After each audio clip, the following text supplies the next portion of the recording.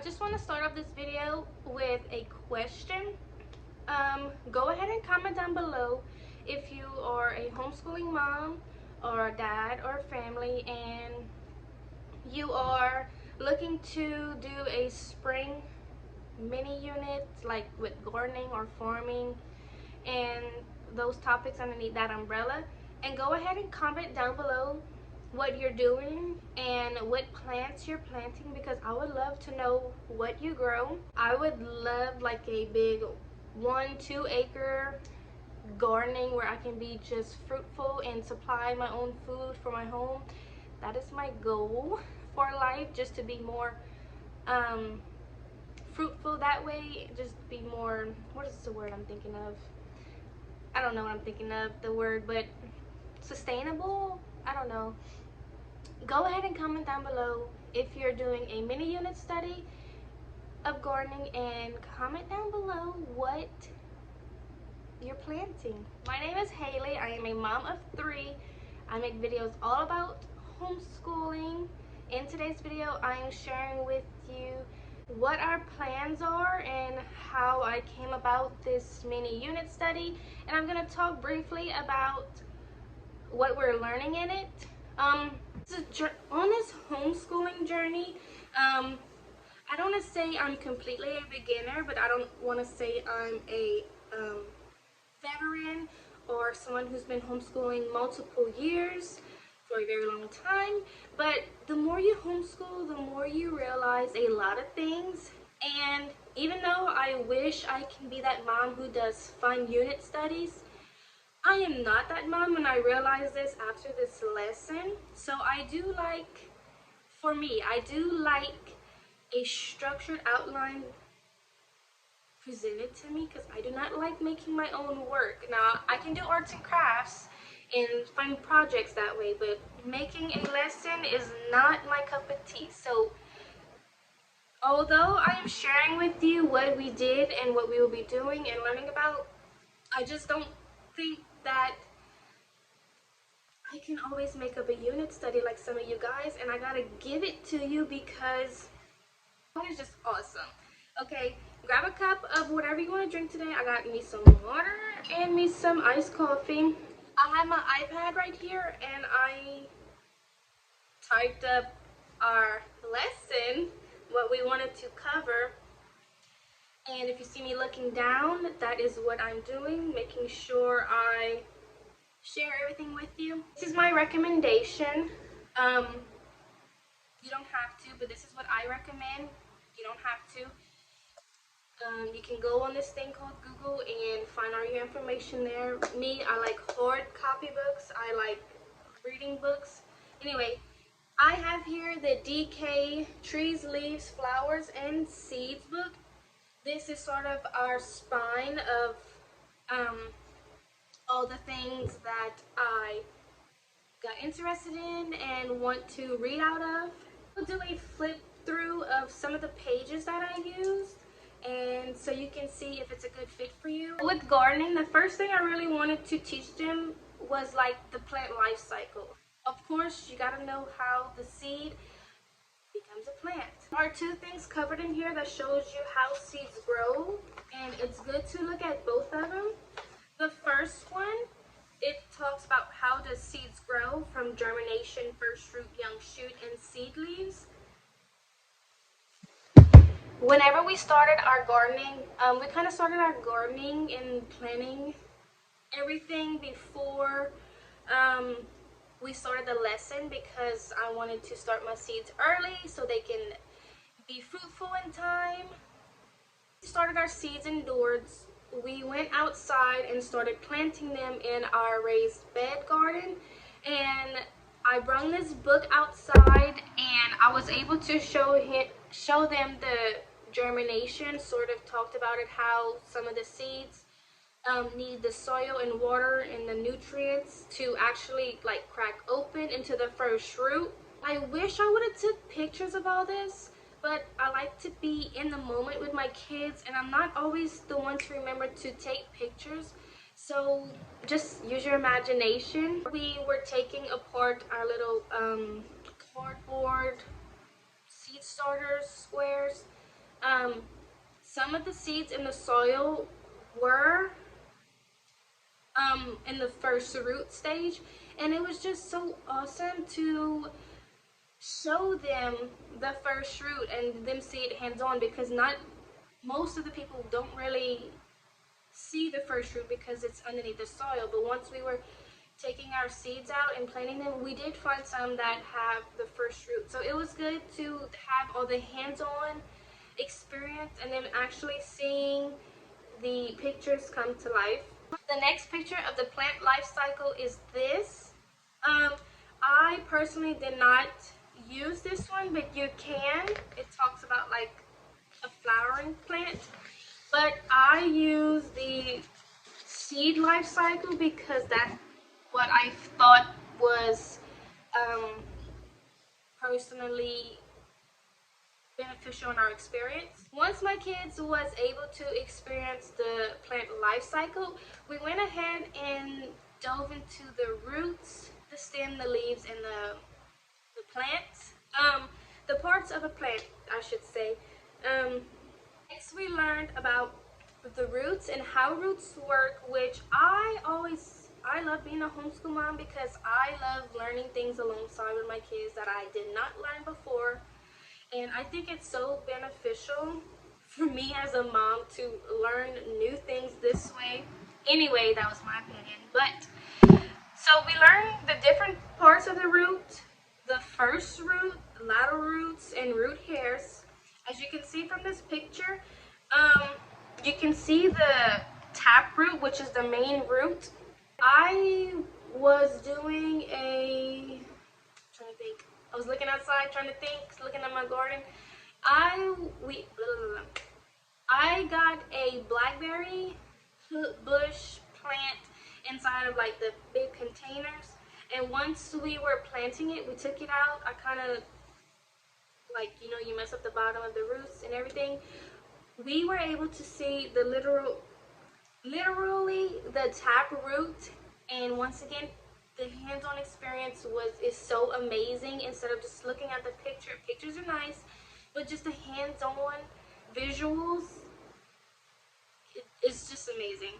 Then we saw, so we saw the tap root, and then we saw the lateral roots. Obviously we didn't see the root hairs because they're fine, tiny, but that's how we went through it.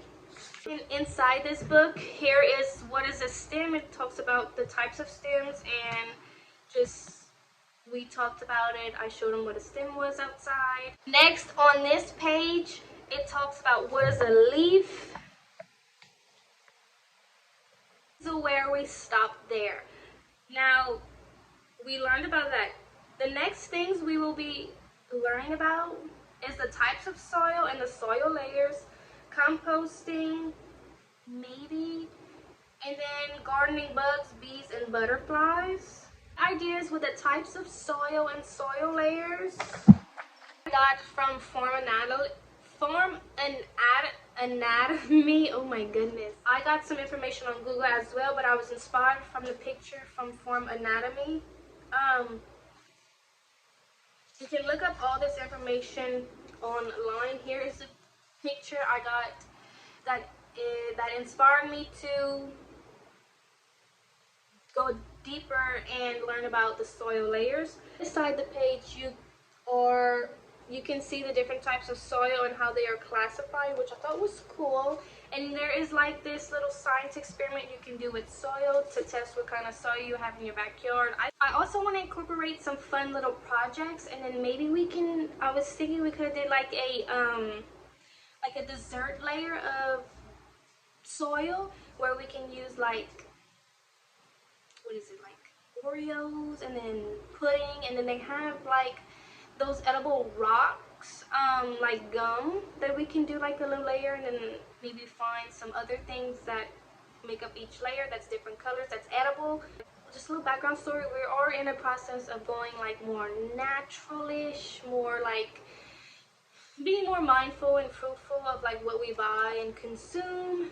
That's just me. I'm trying to get my husband on board. Some things I keep preaching about and talking, he sees. So, but One of the things I want to start doing is composting, which I know that some things, it's like a really, really, from what I can understand, it's kind of like really tough to understand and actually keep going to be a healthy composting. And I'm not that educated to actually start a composting, so but I want to learn more about it. Here in Farm Anatomy, there is this composting page, and I found more information on Google about composting. Our project would be making a composting site. So composting is really sort of a topic we may or may not discuss. The next topic in this little mini unit I want to talk about is gardening bugs, bees, and butterflies. You can always go to your local library and pick out some books to bring home and read about and return. We have this DK Amazing Bees book. Whenever we did a mini unit on bees last year, at the beginning of the year, I purchased this book and I just have it on hand for this book, for this unit, sorry. We have Fly Butterfly, and it goes over the butterfly's life cycle. We're gonna retouch up on the bee's life cycle as well, learning about the butterfly's life cycle. Okay, this is like halfway through the video, and you're probably wondering why I have a big old blanket over my sofa. It's clothes, okay? Like, this is not gonna be a Instagram worthy, like, clean house all the time. Get real, girl. This is clothes I need here. I just put a blanket over, looked like a little blanket just to cover it up for the video. There's our cat. Okay, let's get to it. Bees, our little project I want to do with the bees is make a bee hotel.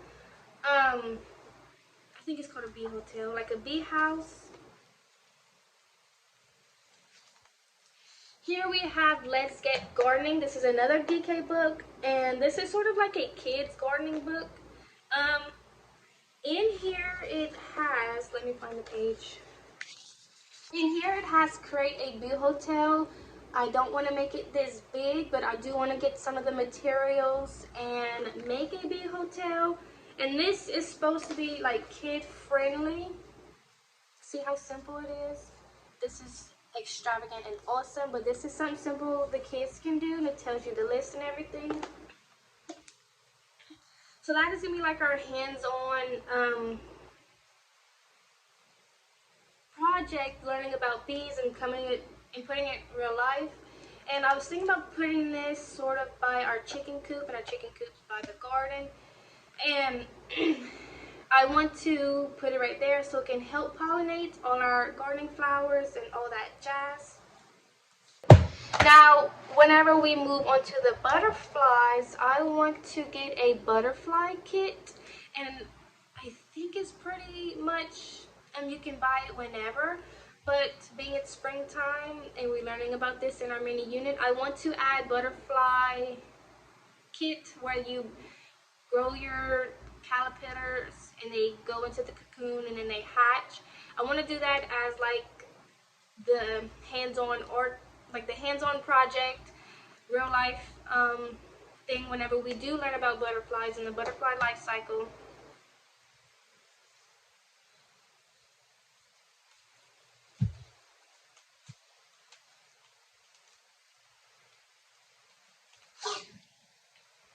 Now, the next thing I said at the beginning of this topic was gardening bugs.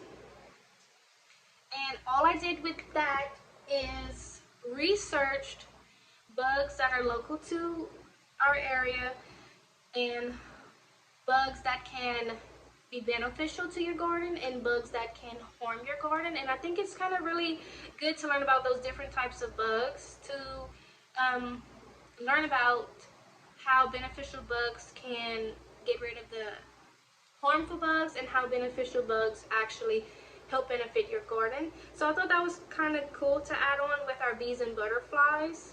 Oh, and I need to go check on my chicken.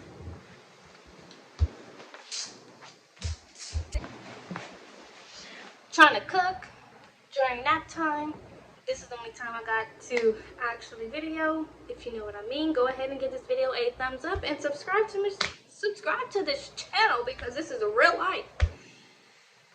So we recently completed the birds unit study from the Good and the Beautiful, and it had the bird's life cycle, and it talks about poultry. Sounds like I said poultry. And anyway, we just learned a lot about chickens. We had chickens before, but we let them like free range in our yard, and they would stay in our yard. But a hawk got our chickens, so we're gonna do like redo our chicken coop and add more chickens. Our next topic, this is optional, you don't have to. I'm only doing it because we have chickens. We raise chickens for the eggs. We don't eat our chickens, we eat the eggs. But in Farm Anatomy, it talks about parts of a rooster. Now the Good and the Beautiful doesn't have all this, so it's gonna be good to talk about extra types, the parts of the chicken. And what I thought was really cool is the comb style. Look how all these combs are. I didn't realize there was so much.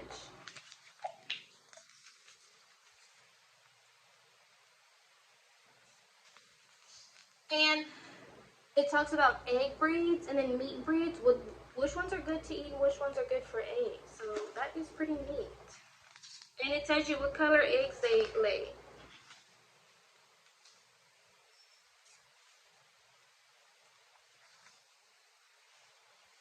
And it just goes over more information about all the chickens. And it talks about geese and ducks, other poultry, turkeys. Then it goes ahead and talks about beef. You can do any animal you want. How to milk a cow, parts of a goat,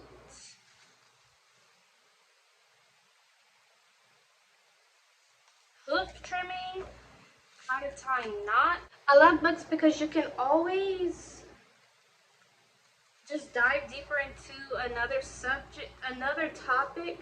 Right here has the parts of a bee we're gonna pull out.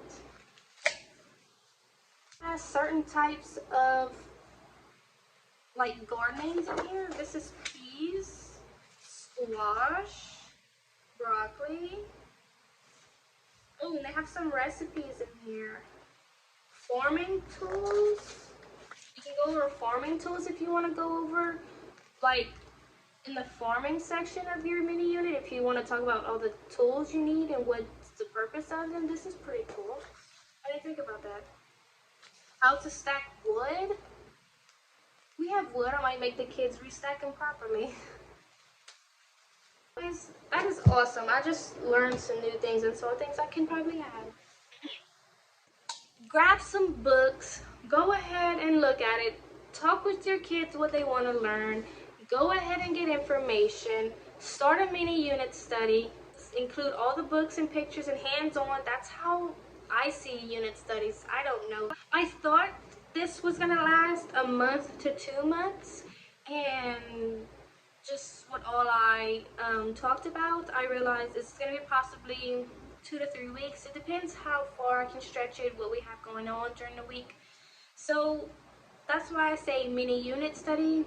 I'm not sure how long a unit study should last. If you like this video, go ahead and give it a thumbs up. Don't forget to comment down below what you're going to be planning, what topics you're going to be talking about in your gardening, farming unit study.